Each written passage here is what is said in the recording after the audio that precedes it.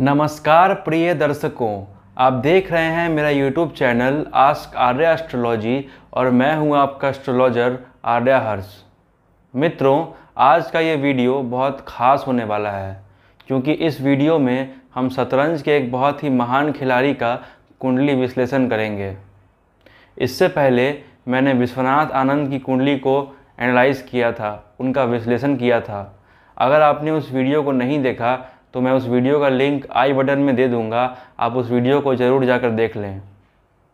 प्रिय दर्शकों, आज हम शतरंज की दुनिया के एक बेतहाज बादशाह का कुंडली एनालाइज करेंगे और आपको बताएंगे कि वो कौन से ग्रह योग थे जिन्होंने इस खिलाड़ी को इतना महान बनाया। मित्रों, जिन लोगों ने 90 के दशक में अपना बचपन जिया है वो इस नाम से बहुत अच्छे से वाकिफ़ होंगे।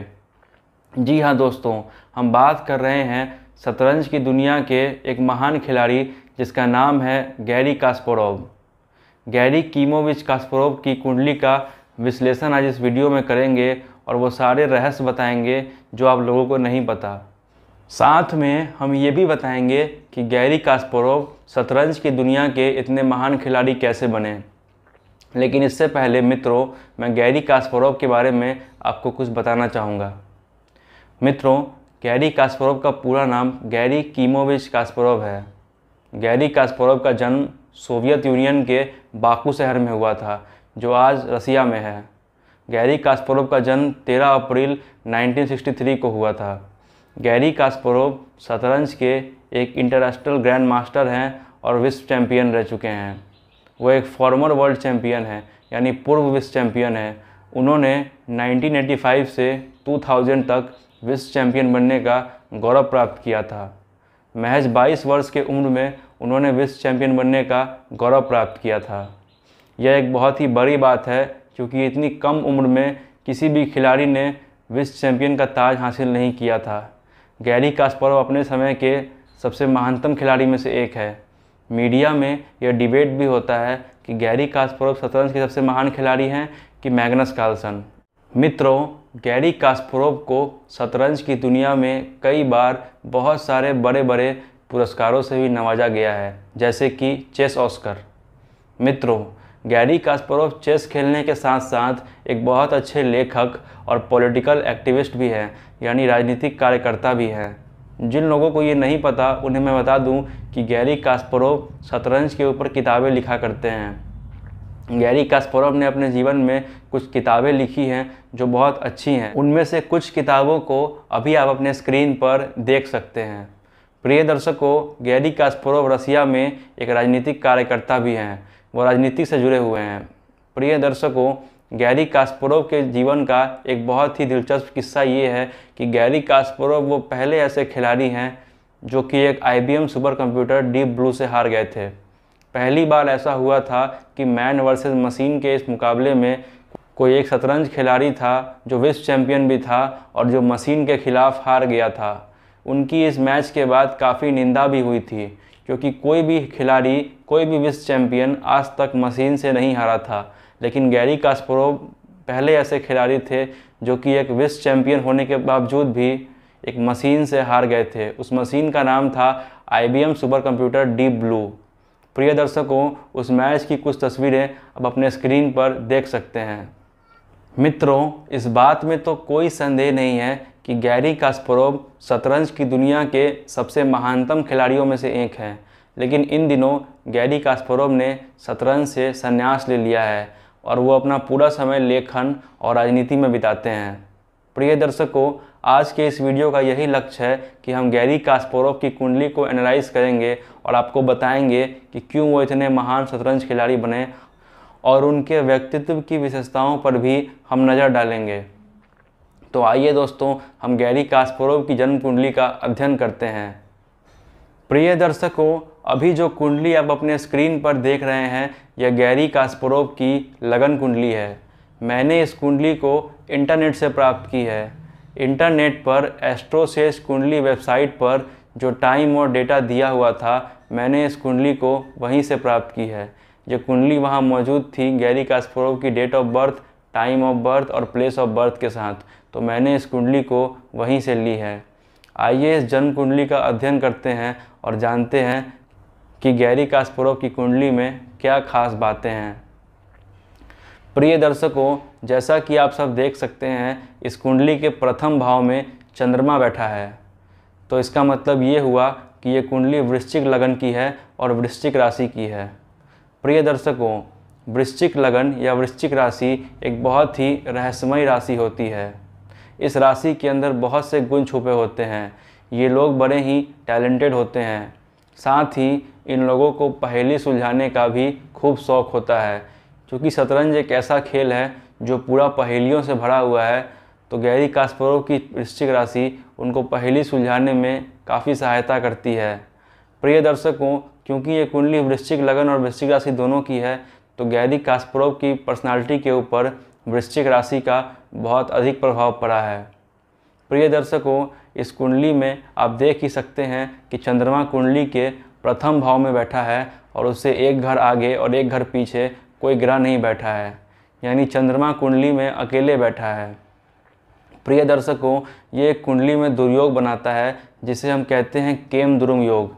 केम द्रुम योग के बारे में तो आप जानते ही होंगे। जब चंद्रमा के एक घर आगे और चंद्रमा के एक घर पीछे कोई ग्रह न बैठा हो तो केम द्रुम नाम का योग बनता है। इस योग के होने पर जातक को बहुत ज़्यादा डिप्रेशन होता है, जातक का मन अशांत रहता है और जातक बहुत ज़्यादा मानसिक तनाव से ग्रसित रहता है। तो क्या गैरी कास्परोव को मानसिक तनाव नहीं हुआ होगा? जी नहीं दोस्तों, गैरी कास्परोव ने भी मानसिक तनाव को झेला है। वो अपने जीवन में बहुत ज़्यादा डिप्रेस्ड भी रहे हैं।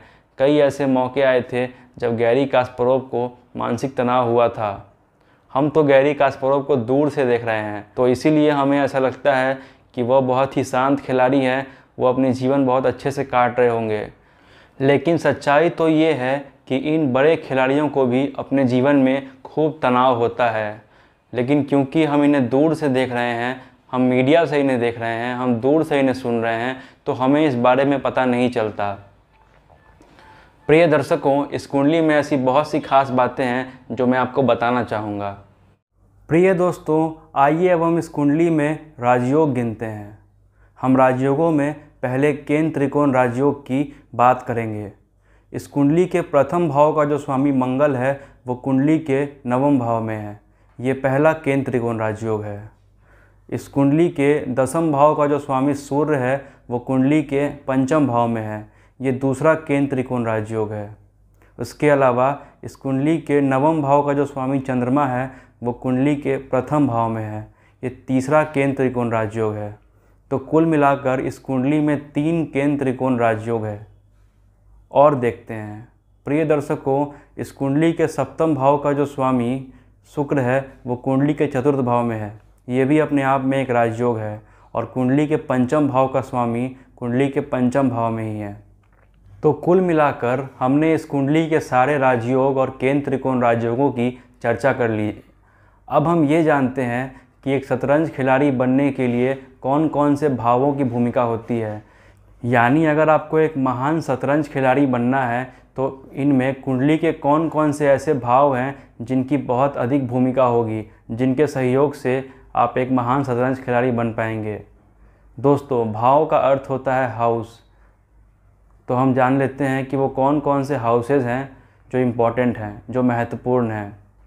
दोस्तों, जन्म कुंडली का प्रथम भाव बहुत इम्पोर्टेंट है, बहुत महत्वपूर्ण है, क्योंकि प्रथम भाव हमारे सेल्फ का होता है, हमारे पर्सनालिटी का होता है, हमारा लगन होता है। उसके अलावा कुंडली का तृतीय भाव यानी थर्ड हाउस, तृतीय भाव यानी थर्ड हाउस से हम व्यक्ति का पराक्रम देखते हैं। कुंडली का पंचम भाव, पंचम भाव इसलिए महत्वपूर्ण है क्योंकि पंचम भाव हमारी इंटेलेक्ट का होता है, हमारी बुद्धि का होता है। कुंडली का सिक्स्थ हाउस यानी छठा भाव, छठा भाव से हम रोग, ऋण और शत्रु का विचार करते हैं। और क्योंकि शतरंज एक ऐसा खेल है जिसमें हमें हमेशा अपने शत्रुओं पर विजय प्राप्त करनी होती है, तो छठे भाव का मजबूत होना बहुत ज़रूरी है। और कुंडली का दसम भाव, क्योंकि दसम भाव हमारे कैरियर का होता है, तो इन सब भावों का मजबूत होना हमारी कुंडली में बहुत इम्पॉर्टेंट है। अब दोस्तों, आइए जान लेते हैं कि क्या गैरी कास्परोव की कुंडली में ये सारे भाव मजबूत थे। दोस्तों, गैरी कास्परोव की कुंडली का प्रथम भाव का स्वामी मंगल बनता है, जो कि कुंडली के नवम भाव में है। अब अगर आप ध्यान से देखेंगे इस कुंडली को तो प्रथम भाव का स्वामी नवम भाव में है और नवम भाव का स्वामी प्रथम भाव में है, यानी फर्स्ट हाउस और नाइन्थ हाउस के बीच एक्सचेंज हो गया, इनके लॉर्ड का एक्सचेंज हो गया, मंगल और चंद्रमा का एक्सचेंज हो गया, जिससे प्रथम भाव बहुत मजबूत हो गया। अब दोस्तों कुंडली के थर्ड हाउस यानी तृतीय भाव का स्वामी शनि है और वह कुंडली के थर्ड हाउस में ही बैठा है, जिससे तृतीय भाव भी बहुत मजबूत हो गया। अब दोस्तों बात कर लेते हैं कुंडली के पंचम भाव की। कुंडली के पंचम भाव का स्वामी गुरु ग्रह बृहस्पति है, जो कुंडली के पंचम भाव में ही बैठा है, जिससे पंचम भाव बहुत मजबूत हो गया। अब कुंडली के छठे भाव का स्वामी मंगल है, जो कि खुद केंद्र त्रिकोण राजयोग में है, जैसा कि मैंने आपको बताया, जिससे कुंडली का छठा भाव भी बहुत मजबूत हो गया। और कुंडली का जो दसम भाव का स्वामी है वो सूर्य बनता है, जो कुंडली के पंचम भाव में है गुरु के साथ, इसीलिए दसम भाव भी बहुत मजबूत हो गया। तो जैसा कि आपने देखा कि गैरी कास्परोव की कुंडली में वो सारे भाव बहुत मजबूत हैं, जो कि एक शतरंज खिलाड़ी को महान बनने के लिए आवश्यक होते हैं। अब जान लेते हैं कि वो कौन कौन से ग्रह हैं जिनकी भूमिका शतरंज खिलाड़ी के जीवन में होती है। प्रिय दर्शकों, शतरंज को खेलने के लिए शनि की, राहु की, चंद्रमा की और बुध ग्रह की भूमिका होती है। क्यों होती है, आइए जानते हैं। देखिए दोस्तों, बुध ग्रह हमारी बुद्धि के लिए होता है, हमारा आईक्यू होता है, हमारा इंटेलिजेंस होता है, हमारा बुद्धि होता है, तो बुध ग्रह का मजबूत होना ज़रूरी है। चंद्रमा से हमें मन की शांति मिलती है। चंद्रमा अगर हमारी कुंडली में अच्छा होगा तो हम बहुत शांत मन से, बहुत शांत चित्त से शतरंज खेल पाएंगे। इसके अलावा दोस्तों राहु का भी बहुत आवश्यक रोल होता है हमारे शतरंज में, क्योंकि राहु हमें जीतने की इच्छा पैदा करवाता है। राहु राजनीति का कारक है, राहु सत्ता का लोभी है, राहु जीत के लिए अग्रसर होता है, इसीलिए राहु का महत्व है। प्रिय दर्शकों, शतरंज को खेलने के लिए शनि ग्रह की भी खूब भूमिका होती है, क्योंकि शतरंज एक 8x8 का बोर्ड है। शतरंज में 8x8 का ग्रिड होता है, इसीलिए शनि ग्रह की भूमिका होती है, क्योंकि शनि को 8 अंक दिया गया है और 8 अंक सीधा शतरंज के ग्रिड से, शतरंज के 8x8 वाले बोर्ड से संबंध रखता है, इसीलिए शनि की भी भूमिका शतरंज खेलने में होती है। तो दोस्तों अब जान लेते हैं कि क्या ये ग्रह गैरी कास्परोव की कुंडली में मजबूत अवस्था में है या नहीं। प्रिय दर्शकों, गैरी कास्परोव की कुंडली में चंद्रमा, बुध और राहु न अच्छे हैं न बुरे हैं, यानी ये एवरेज हैं। लेकिन एक ऐसा ग्रह है जो गैरी कास्परोव की कामयाबी का सबसे बड़ा राज है, वो ग्रह है शनि। इस कुंडली में शनि कुंडली के थर्ड हाउस में है और 10 नंबर में है। शनि अपनी ही राशि मकर में है और ये एक राजयोग का निर्माण कर रहा है, जिसे हम कहते हैं सस नामक राजयोग। सस राजयोग शनि का एक पंच महापुरुष योग है, जैसा कि आपको पता ही होगा। ये एकलौता ऐसा वजह है, एकलौता ऐसा कारण है जिसकी वजह से गैरी कास्परोव का दिमाग इतना तेज़ है और वह शतरंज की दुनिया में इतने महान खिलाड़ी हैं। एक और बात गौर करने वाली ये है कि इस कुंडली में शनि केतु के साथ है।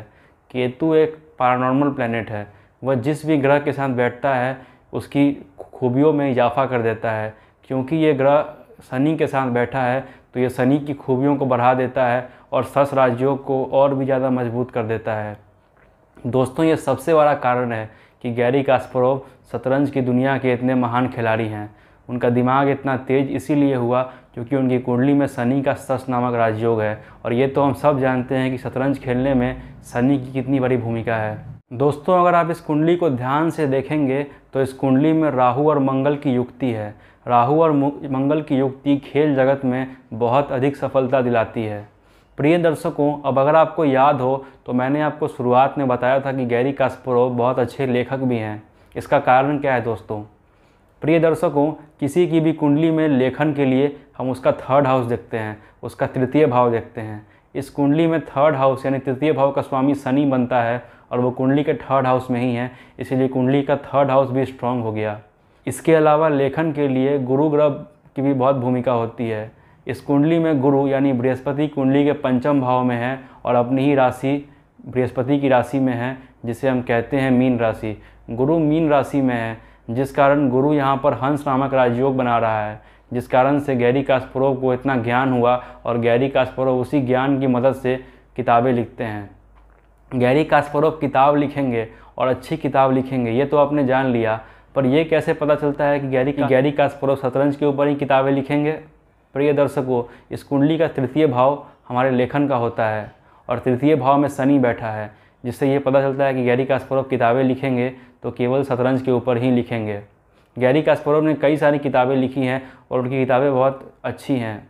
तो दर्शकों, आज के इस वीडियो में हमने गैरी कास्परोव के विषय में चर्चा किया और ये जाना कि गैरी कास्परोव क्यों इतने महान खिलाड़ी हैं शतरंज के। दोस्तों, अगर वीडियो अच्छी लगी हो तो वीडियो को लाइक करें और हमारे चैनल को ज़रूर सब्सक्राइब करें ताकि हम आपको इसी तरह की रोचक जानकारियाँ हमेशा देते रहें। धन्यवाद दोस्तों।